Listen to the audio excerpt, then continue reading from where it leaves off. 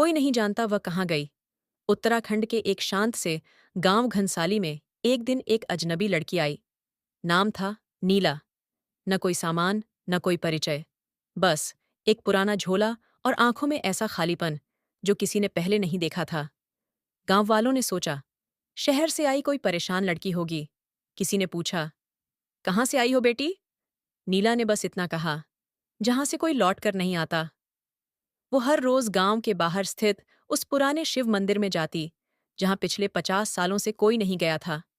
कहते हैं, वहां एक पुरानी आत्मा वास करती थी, जो हर पूर्णिमा पर किसी की स्मृति ले जाती है।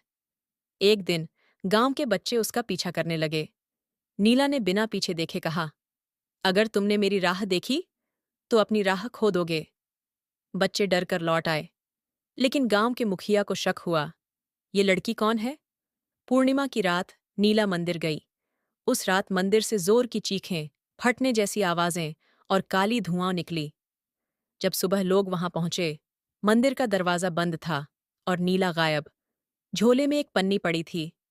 मैं उस पीड़ा का अंश हूं, जो कभी किसी मां की गोद से छिन गई थी। अब मैं उसी पीड़ा में लौट चुकी हूं, जहां मैं कभी थी। नीला, वो कौन थी? क्या वो इंसान थी या कोई आत्मा? क्या उसने गांव को किसी श्राप से बचाया? कोई नहीं जानता। पर नीला की कहानी अब गांव की हर बच्ची को सुलाने से पहले सुनाई जाती है। शायद डराने को, शायद बचाने को।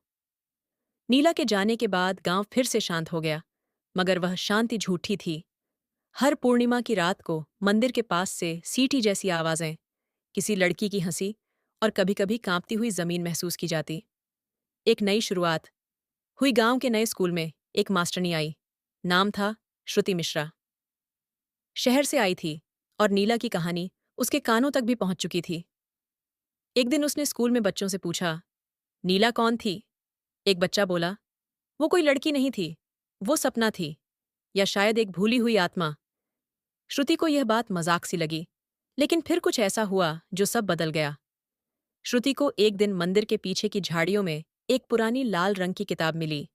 उस पर लिखा था, नीला, स्मृति की संतान। उस किताब में कई अधूरे पन्ने थे। मैं समय से छीन ली गई हूं। मैं मां को पुकारती रही। उन्होंने मेरी चूड़ियां मंदिर में फेंकी थीं। वो चूड़ियां अब भी वहां हैं।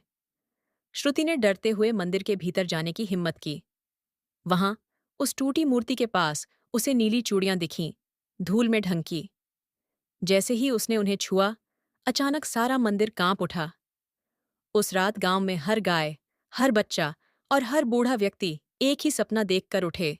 सपने में नीला खड़ी थी और कह रही थी, मुझे जो मेरा नहीं मिला, अब मैं वह सब लूंगी जो तुम्हारा है। गांव में धीरे धीरे बच्चे बोलना बंद करने लगे।